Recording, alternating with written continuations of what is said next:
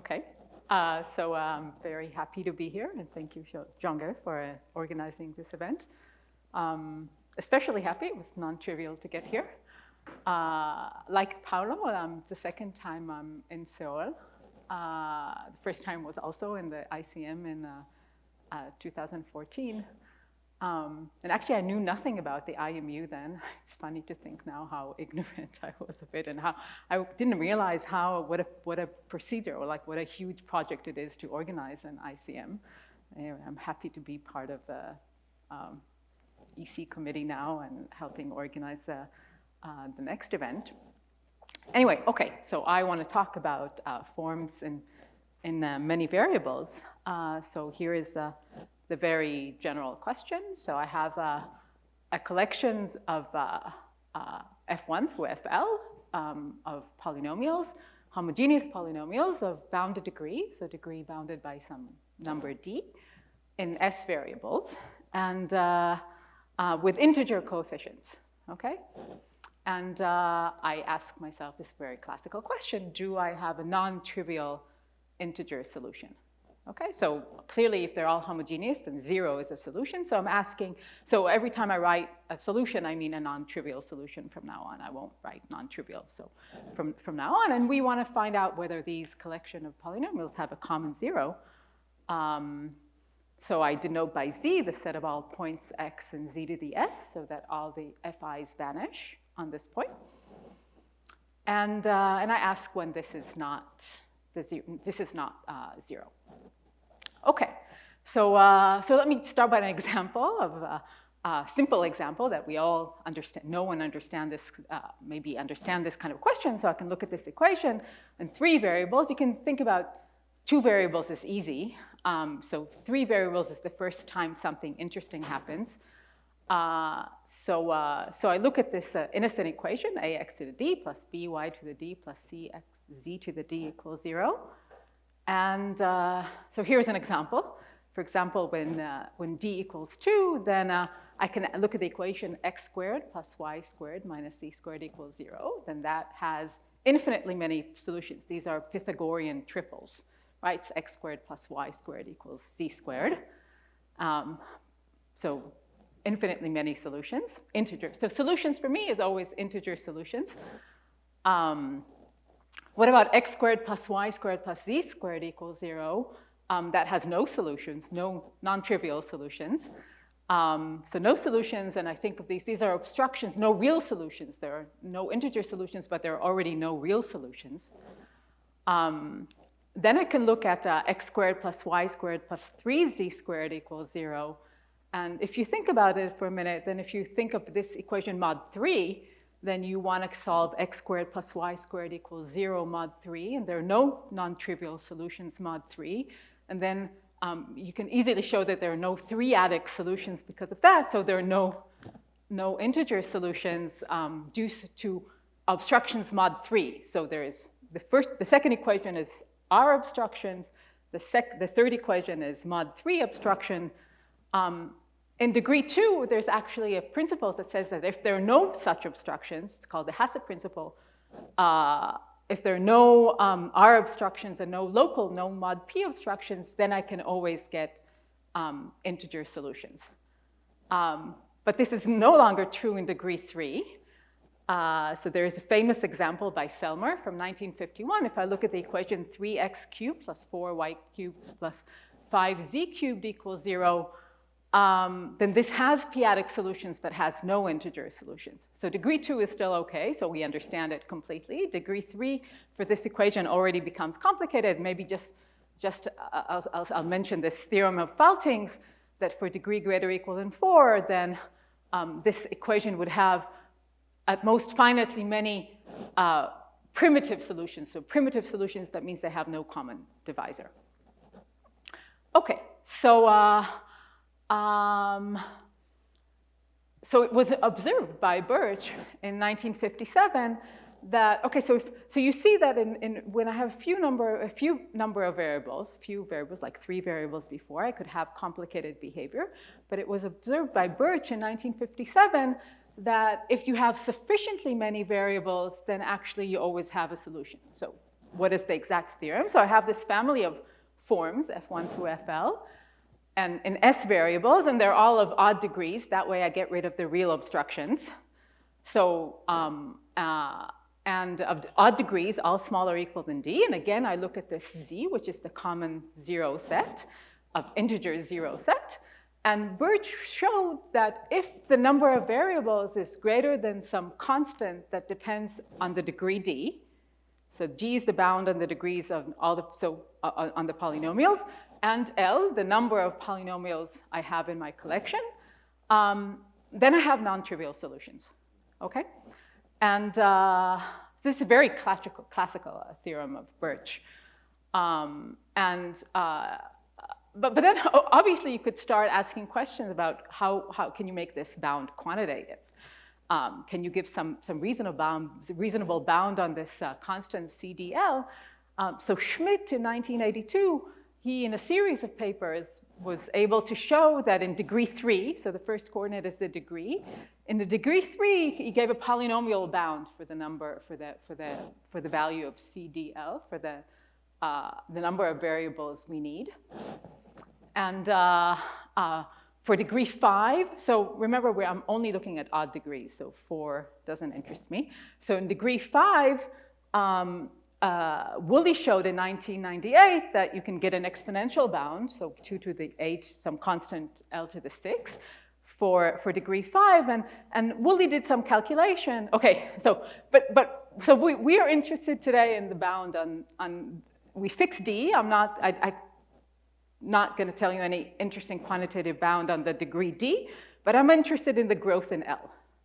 Okay, so polynomial growth for degree 3 by Schmidt, exponential growth for degree 5, Woolley 1998, and Woolley did a calculation trying to see from what comes out from his method if he's if he tries to do this for general degree D, and then the bounds are worse than an exponential tower of size D. Okay, and what I want to talk about today, so this is the context again. Again, we have a family of L polynomials, odd degrees, bounded by D. Common integer solutions is what we're interested in, and I'm trying to get a bound on the fixed D and get a bound in the number of variables ensuring a solution in terms of L. So this is the theorem I want to talk about. So this is a recent theorem by Lampert, Snowden, and I that says that actually you can get a polynomial bound for any degree, D. Okay, and L is the number of forms. Well, this tells me that as long, there is some absolute constant A, independent of L and D, 5 million. Depending if we are counting 1 or euros, but sorry, there is some explicit bound that is independent of L. The growth in L is polynomial. This is polynomial growth in L. Okay, so this bound depends. This A would depend on D. I'm not trying to understand the dependence. It can be worked out through the method, but we haven't done that yet. Okay, it could be that this result gives something new, interesting and new already in degree 7 for one form, the methods that we give. So, okay, anyway, what I want to try to do is to explain to you, take you kind of an excursion that is following an excursion that I did into understanding where this problem comes from through a very important notion of complexity that was introduced by Schmidt in 1985. So I'll try to explain this notion of complexity, explain why it's important, how it came up in various fields and how I encountered it, and how at the end of the day it fits inside this problem. So here is Schmidt's theorem. Shows Schmidt, 1985, was also interested in the same problem. So you have the same format. So for me, always, I'll say it again so that we remember that this is the format of our problem. I have L polynomials of degree D, and I'm trying to find integer solutions. And Schmidt was interested, so Birch tells me that if I have sufficiently many variables, then I have non-trivial integer solutions. But then it's like after somebody tells you you have a solution, then obviously you want to know how many. Then Schmidt was interested in the question, how many can I give a bound, a lower bound on the number of solutions? And he proved in 1985 the same kind of result like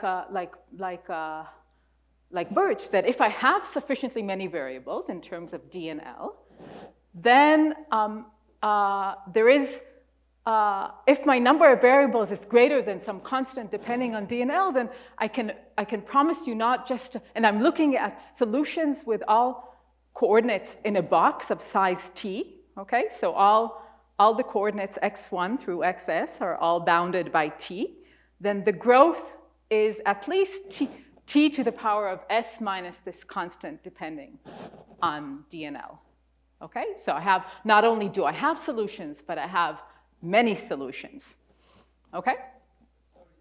Yeah. Yeah.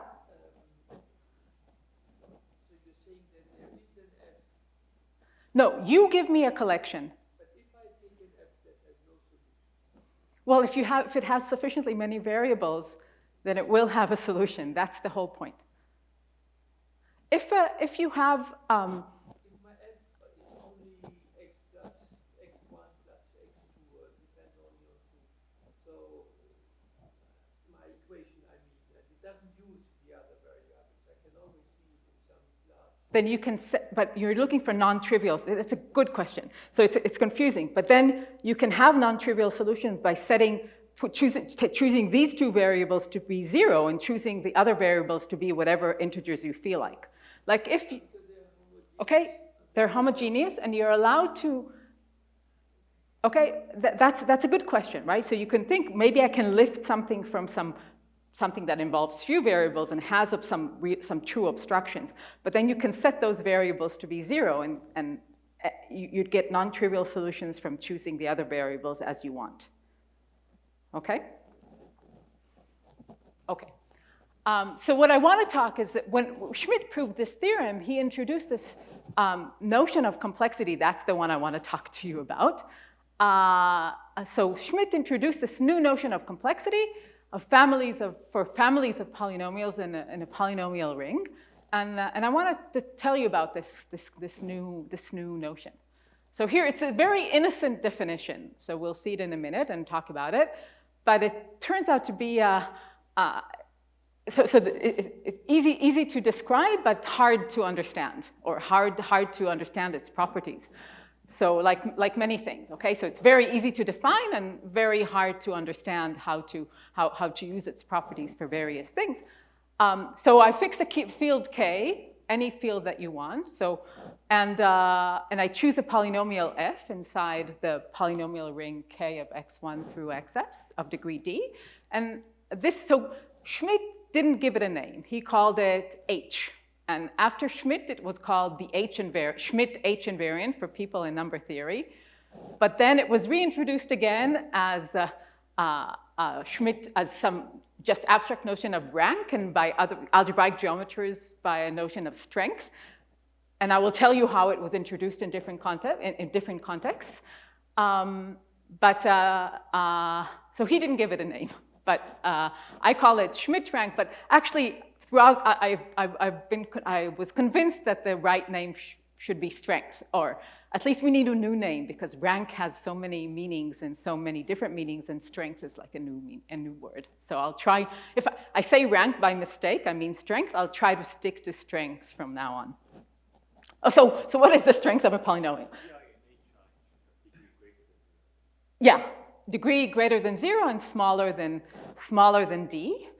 So I'm trying to write. Yeah, okay. So I'm trying to write my polynomial as the shortest way I can write it, as a sum of products of polynomials of lower degree. Okay, that's very, very innocent definition. And as I said, it was first introduced by Schmidt in 1985 when we related to this question of counting integer points on varieties, on homogeneous varieties. And then it was reintroduced by Green and Tao in 2007 in relation to higher order Fourier analysis over finite fields. But they gave a different definition. It was later shown to be the same as this definition by Baumick and Lovett in 2015. But they didn't know of Schmidt's work, okay? So they called it rank.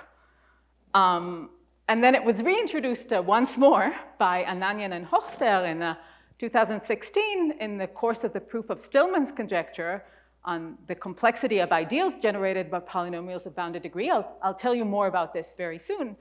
But they called it strength. So the word strength comes from their work, and they didn't know of the work of Green and Tao or the work of Schmidt. So I found out about this by mistake. I gave a talk. I was interested in, I came from the finite, from the additive combinatoric side, from polynomials over finite fields. And I had some work related to this, and I gave a talk at MSRI 2017, and Trevor Woolley was sitting in the back, and I gave this definition. He said, isn't this the Schmidt H invariant?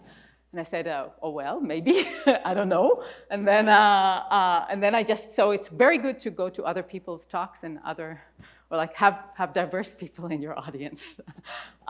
Anyway, so this is, so this work was born out of his comment from the comment of Trevor Woolley back in 2017.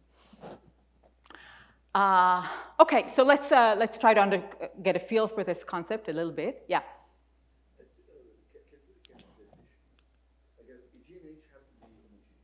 Yeah. A lower degree. It doesn't, the homogeneous thing for this definition doesn't matter so much. But I stick to homogeneous polynomials because this is the setting of our question. You can make this definition in the non-homogeneous case as well, and then you would define it, the rank as or the strength as the strength of the homogeneous part. And for all applications, this would be sufficient. So many of the things are also okay for non-homogeneous polynomials, but maybe later, okay? So here is the definition again. Shortest way I can write my polynomials as a sum of products of polynomials of lower degree. So the convention is that for degree 1, I have infinite strength. This kind of means that I understand everything about linear polynomials. If the strength equals 1, just means that my polynomial is decomposable. I can write it as a product of two polynomials. That's easy. When the degree is 2, then this is if you have a quadratic form, one way to define a rank of the quadratic form is the shortest way to write it as a sum of product of linear forms. Then it's this almost, or it depends on your definition, but could be the definition of the rank up to multiplication by 2 would be the definition of the rank of a quadratic form. And then from a quadratic form, you can decide how you want to extend this definition. So maybe some people know other definitions of extending the rank of a quadratic form. For example, there is tensor rank or slice rank. I don't know which ones other people might know, but strength is just a general decomposition to sums of products of any degrees that you want, as long as the degrees are smaller than the degree of the polynomial, okay? And another remark is that it depends on the field, okay? So if you take a field extension, and that's actually a really important fact, the strength might drop, right? For example, if you take x squared plus y squared in R, you can't write it as a product of two polynomials, but over the complex numbers you can. So what happens under field extensions is an important thing to try to understand. And finally, for us, it will be important to understand what is the length of, I define the strength of one form, but I could try to understand, I want a definition for the strength of a collection of polynomials for us, F1 through FL. Then if they're all of degree D, then I can look at all non-trivial linear combinations, okay, and ask what is the minimal strength among those. Okay, so think for me, the stronger you are, the better. So the worst case is if I have some linear combination that has low strength, okay? And if I have varying degrees, then the Schmidt definition was to take the minimum over all degrees, okay? So as I said, the definition is very easy, right? It's formal, it's just algebraic, there's nothing you can say about it except it is. let me show you how what Schmidt did with this definition. So what was he able to show? So Schmidt was able to show that if you have a collection of polynomials that is strong, of high strength, then you have this kind of Hasse principle, like you had for quadratic forms. You can actually asymptotically calculate the number. Oh, I didn't say that for the Hasse principle, but okay. But for quadratic forms, it was known. You could calculate you can calculate the asymptotic number. That's what I'm missing. Asymptotic number of solutions. So I'm interested in. I have a strong collection of polynomials. And I'm interested in counting the asymptotic number of integer solutions in a box of size t. All variables are bounded by t. So it's not very hard to convince yourself that the right order of magnitude is t to the s minus the sum of the degrees. Maybe later, if I have time, I'll explain how you get. It's heuristically easy to understand why this is the correct order of magnitude you can expect. So this big R there is the sum of the degrees of your polynomials. And mu there is a constant, which is the product of the local densities. So you can look at the local of p-adic densities. You could look at the density of solutions in the p-adic solutions, and you take the product of these local densities. And if your system is a strong system of polynomials, then this will be, this mu would be positive. Okay, so I get an asymptotic count, an exact, not only order of magnitude, I get an exact asymptotic count for the number of solutions. So this is what Schmidt was able to show in 1985. I'm just mentioning that Birch proved a similar result, assuming some other notion of complexity with his Birch rank, but I don't want to get into that. This is a different talk, maybe. But let me, okay, so I told you what Schmidt did. I didn't tell you how he used the notion yet. I just told you what the role of strength is in number theory. It's a notion of complexity that tells you that if you have a strong collection, then you have an asymptotic count of the number of solutions. So what happened in commutative algebra, this result of Ananyan, and this where the strength was defined. So over there you can, so here's the question that we're interested in. So you have some ideal in a polynomial ring, this ideal I, and if you have an ideal I, you have the notion of projective resolution. So think of this as I is, K is a field, yeah. So I wrote everything in Z, but if I'm interested in non-trivial solutions, I could look at Q, right? Since they're homogeneous polynomials, then Q solutions give Z solutions, so it only matters for the count, but not for the notion.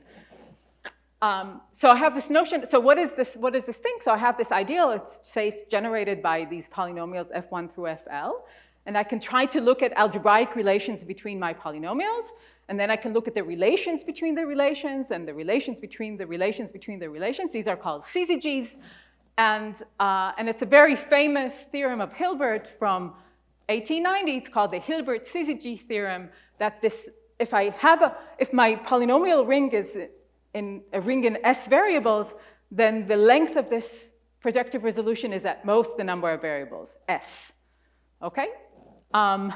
But then some people, or at least Stillman conjecture, I don't know if this was conjectured before him, suppose your ideal is generated by some L polynomials of bounded degree, then can you do better? Can you say something about the length of the resolution?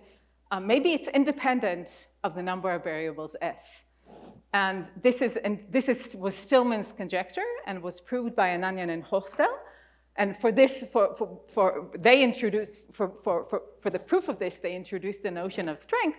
And this is what they showed. They showed that if you have an ideal generated by L polynomials of degree bounded by D, then there is a constant depending only on D and L, independent of the number of variables, such that the projective resolution is bounded by this number. But so how does strength come in the picture? Well, what they showed I wrote down the theorem again.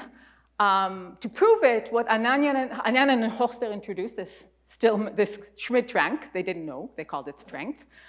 And they showed that if you have a collection of L polynomials of degree bounded by D, and suppose that it's sufficiently strong, the collection is of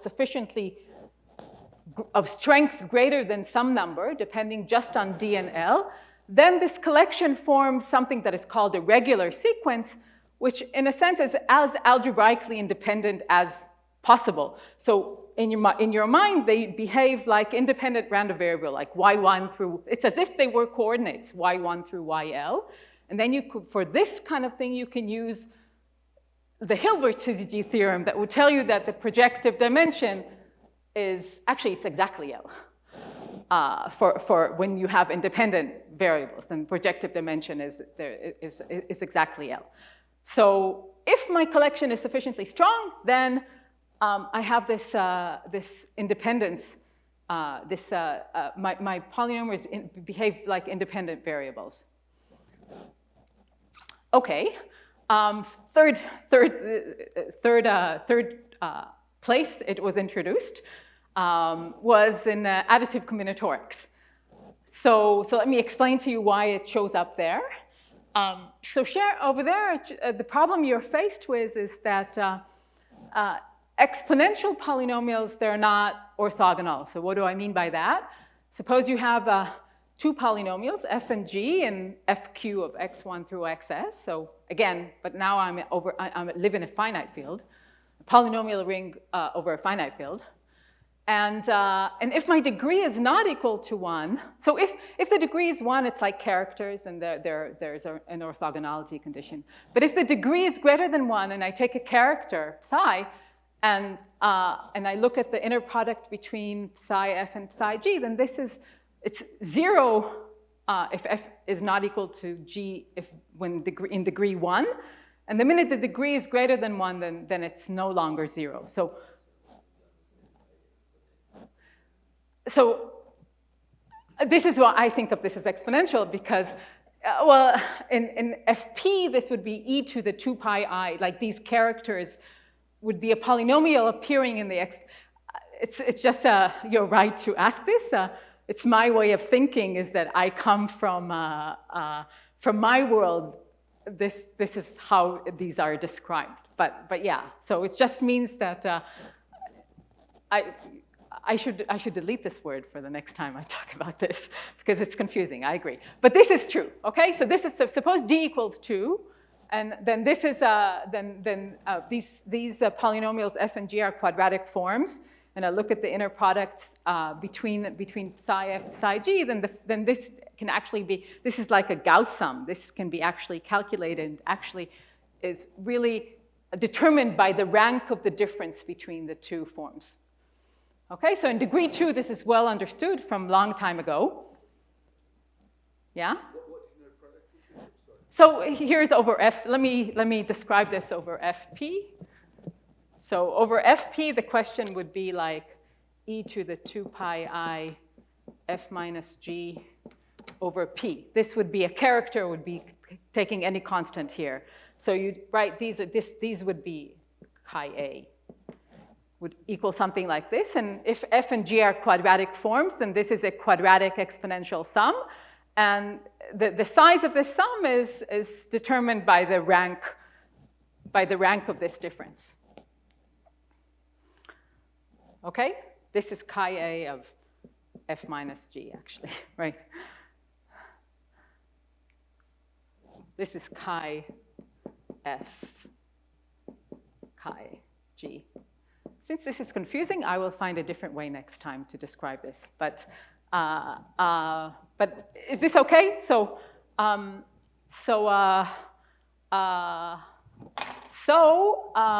for degree equal, greater equal, so this is like for quadratic case, very well known. It's kind of Gauss sum, this very, very old result. It's very easy to prove, actually, also. But for degree greater or equal than 3, that's no longer so easy to understand.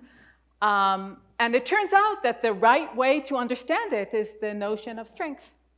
If you want to understand why two cubic forms are not orthogonal, or how to quantify how not orthogonal they are, well, this is exactly bounded by the notion of strength. If the exponential sum is biased, the reason is algebraic. Okay? Let me rewrite this again. You'll see here is really what's behind this. I wrote this as non-orthogonal because this is how it came up as a problem. You want to compute something, you want to write something, you get some collection of polynomials of bounded degree, and if they're not orthogonal, it's hard to compute things. But now we understand how exactly what controls the way the reasons they're not orthogonal. It's this strength condition, and it's known as the bias rank theorem, but I call it now bias strength. So what does it say? If your exponential sum is biased, it's greater than 1 over q to the t, then the strength of your form is bounded. Okay, so I really like this theorem because it really tells you that you have an algebraic notion, strength, that can be measured analytically. I can measure it by just evaluating the exponential sum.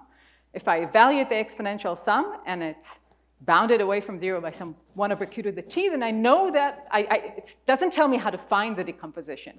But I know that there is a bounded decomposition bounded by some constant depending on, so initially this was a constant that depended on the field and on the degree, not only on t, and then there was a series of improvements. So this is what Green and Tao proved. Green and Tao they proved something else with respect to a different kind of notion I call it measurable strength. So I don't want to get into what that is, but they proved it only when the characteristic of the field is greater than d, and then Kaufman and Lovett were able to give, again, ineffective bounds for all characteristics. It has like a long history now.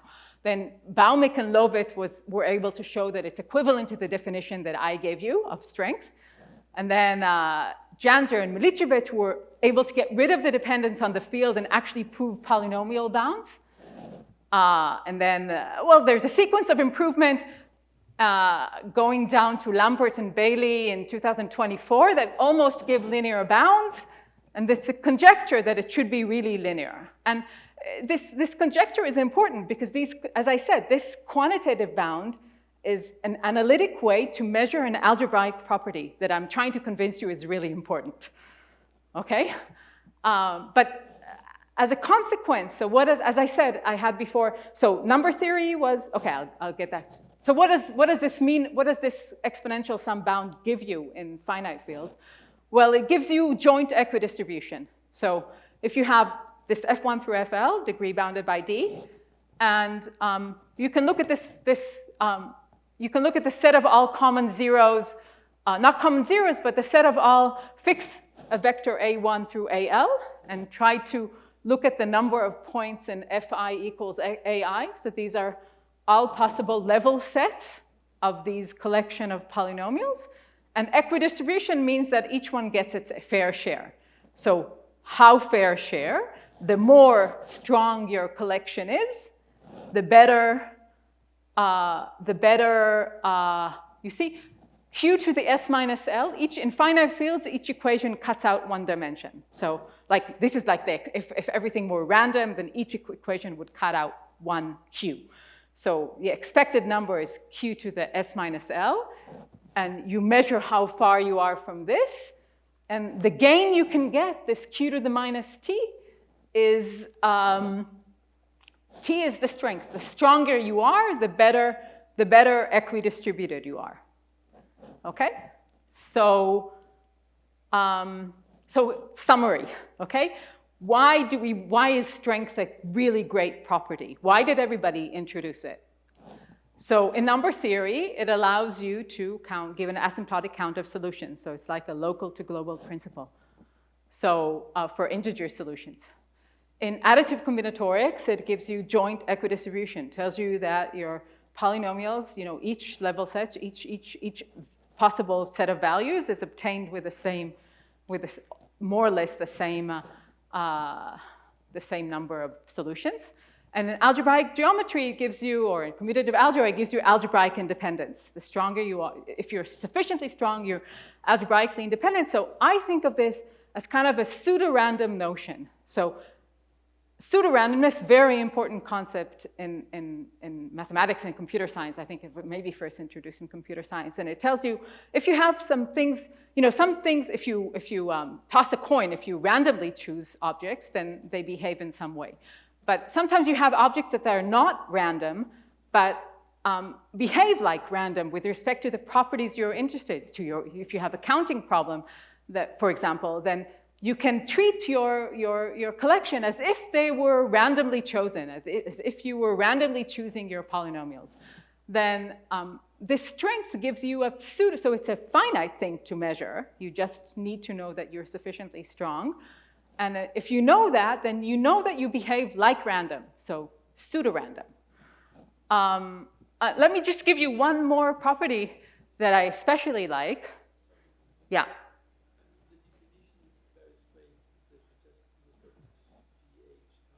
I agree.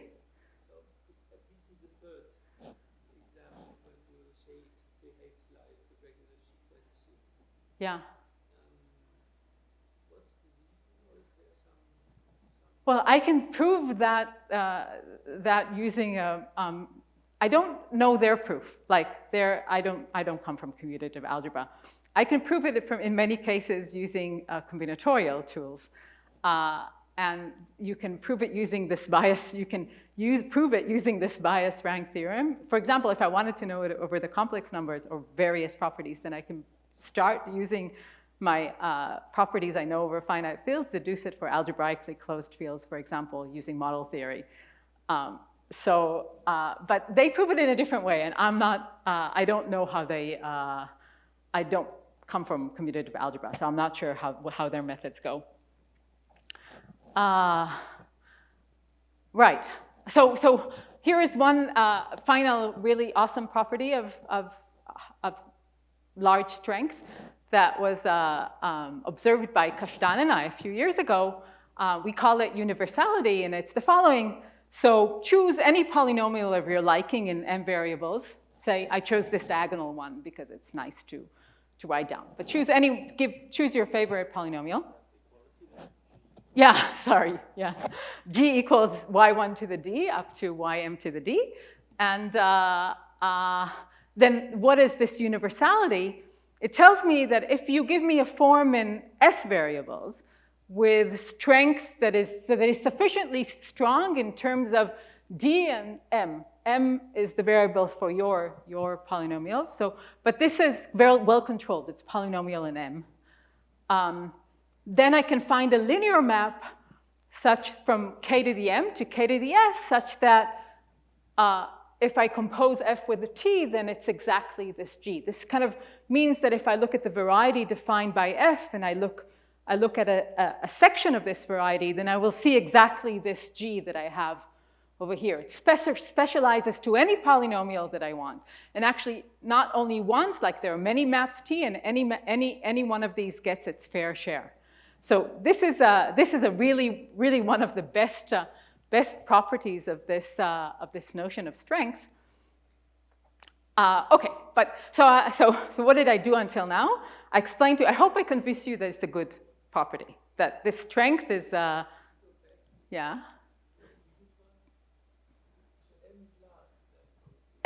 S is much larger than M. Choose M, 1,000. S is going to be 1,000 to the D, something like this, not polynomially large in M, not extremely. So depending on what you call extreme, but polynomially large in M. Still controlled, relatively controlled. Okay, so I told you, I hope I convinced you that it's a great notion, right? It's a kind of pseudo-randomness notion, appears in various areas of math, but I didn't explain how you prove all these theorems using this notion, because I explained that if you have a sufficiently strong collection of polynomials, then great things happen. But the theorem of Birch and the theorem of Schmidt started out with just an arbitrary collection of polynomials. So if you give an arbitrary collection of polynomials, it's not necessarily strong. okay? Not all polynomials are strong. Well, so this is the problem. A collection of polynomials is not necessarily strong. But here, this is what everybody did. So there is this process that was introduced by Schmidt, and then by Green and Tau, and then by Ananya and Hostel, again, independently, but with a large jump in years. And I call it regularization. So this definition is very amenable to an inductive process. How so? So what is regularization? You give me a collection of polynomials, F1 through FL, arbitrary, just bounded degree. I will produce for you a new collection of polynomials, G1 through G big L, which is strong, sufficient, very strong. So it will have the great properties that I want. Each one of the original polynomials, F1 through FL, is either in the ideal or in the algebra generated by the new collection. So for the problem of counting points, or for trying to find lower bounds for counting points, this is enough if I'm in the ideal generated by this new collection. And for Ananya and Hostel, they needed the algebra. So how does it work? How does this cool process work? Why is it so? So suppose you have I started with just one polynomial, f degree L, okay? Degree D, sorry. L equals 1 and D equals something, 7. So I start with this, and if it's, here's my algorithm. If it's sufficiently strong for my properties to hold, right, there is this constant. If I'm sufficiently greater than this constant, then great things happen. Then I can count points or whatever. If it's sufficiently strong, if it's greater than CD1, right, D, the degree, one polynomial, I'm happy. Done. Otherwise, I have a decomposition. I can write my polynomial f as a sum from 1 to this number, CD1, of products of polynomials of lower degree. So you see how this inductive process works.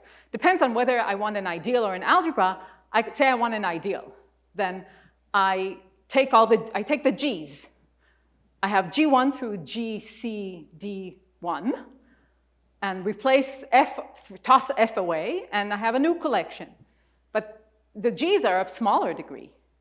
So now I can do this again.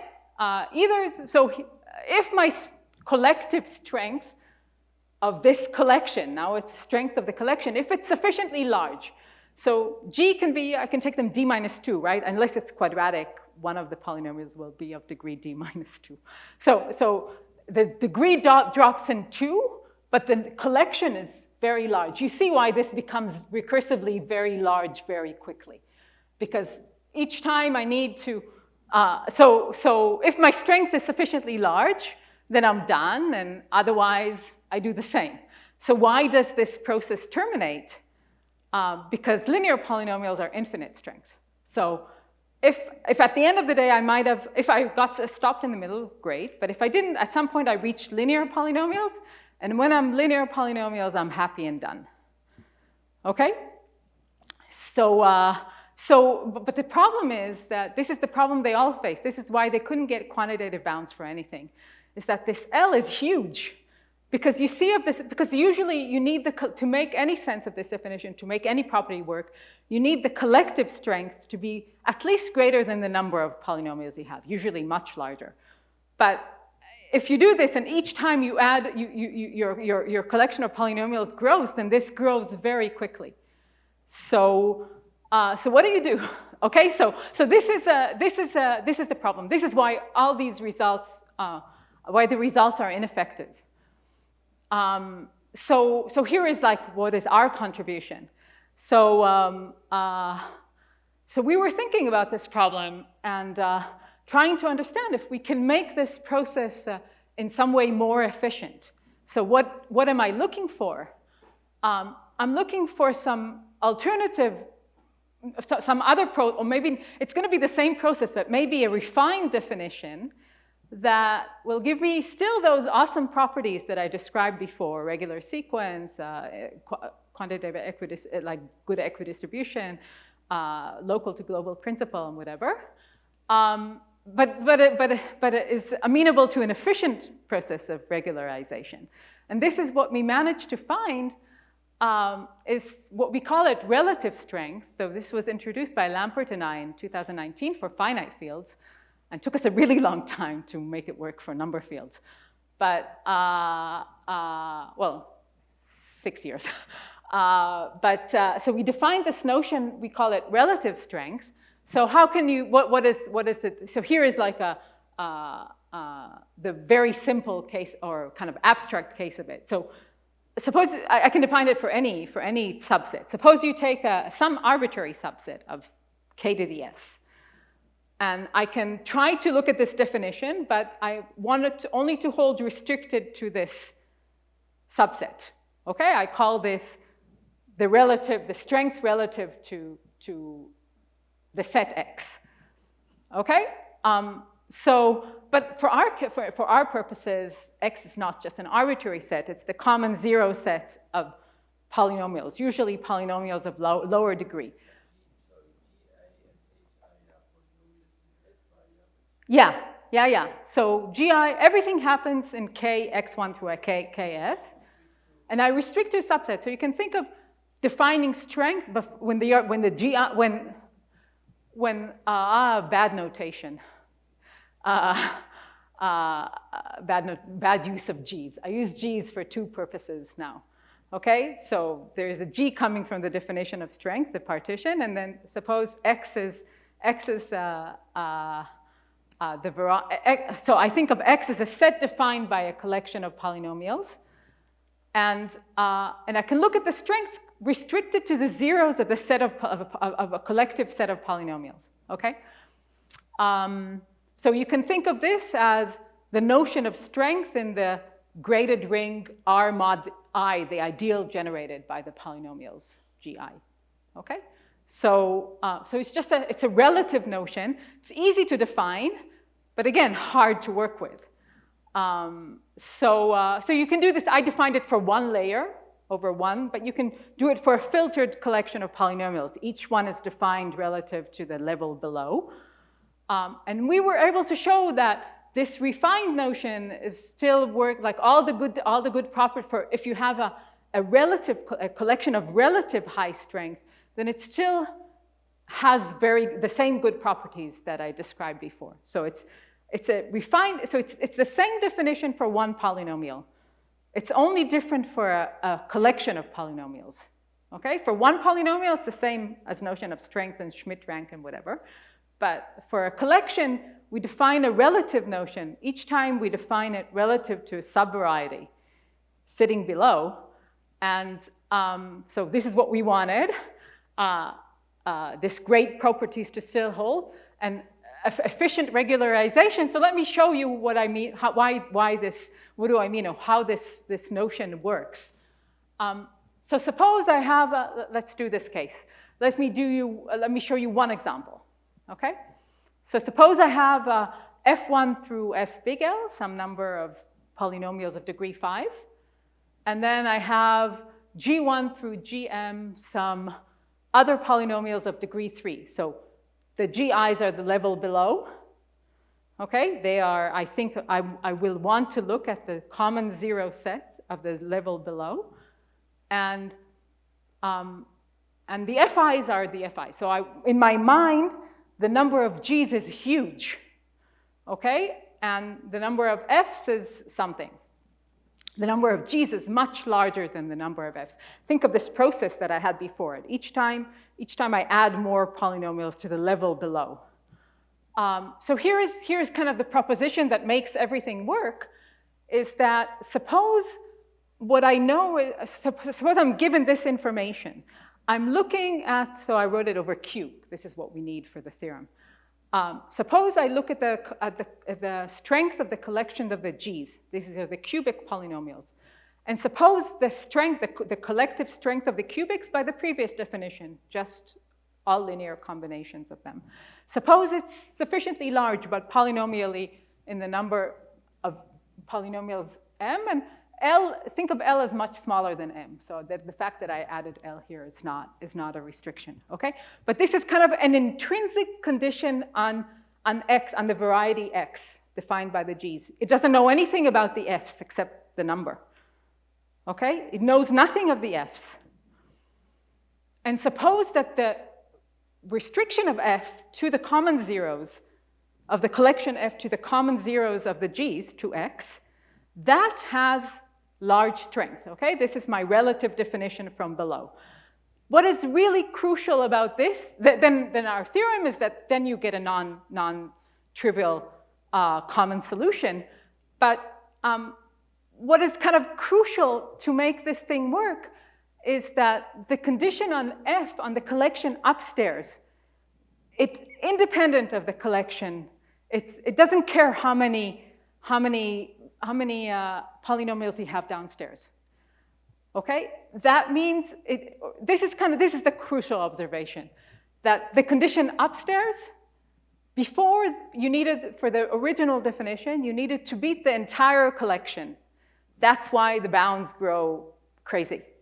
But here I only ask the degree 5 ones. They have some condition, but it's independent. They don't care. I could have like thousands and thousands of G's. There is an intrinsic condition. This is an intrinsic condition on X. It tells me something about the variety below, but it doesn't. The variety below doesn't know about the F's. Okay, okay. So the key is that this thing doesn't depend on M. So how are we able to use this? So this is the context again. We have L polynomials, degree bounded by D. And as a corollary, we can, I claim that as a corollary, we can get polynomial bounds for this, as a corollary of this proposition that I said below, we can get a bound on a polynomial bound on Birch's theorem. And how do? We do the same process, okay? I didn't invent a new regularization process. I call it relative regularization. So I do the same thing as I did before. So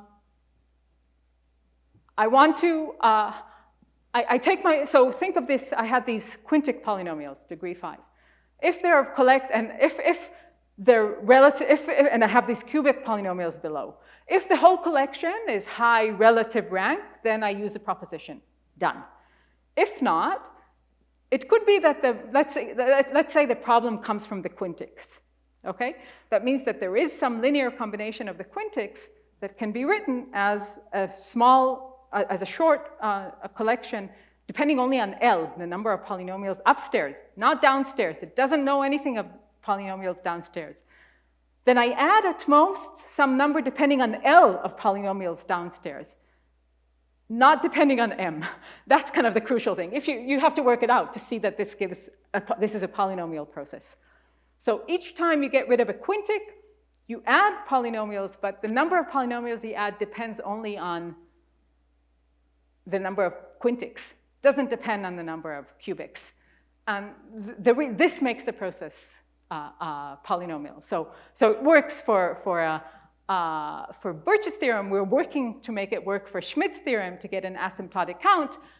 It doesn't give a bounds for the Ananyan and Hochster theorem for Stillman's conjecture, because this is an ideal regularization process. If I were to add, if I needed an algebra, which is what they need to get a regular sequence, then this process it helps, but it doesn't help enough. But it helps for all problems in additive combinatorics that end up at the end of the day, you're stuck with polynomials of bounded degree, which is what higher order Fourier analysis is about. Then this kicks in, because then you're able to make any calculation you want based on the fact that that you have this kind of approximate orthogonality for collections of high rank, of high strength.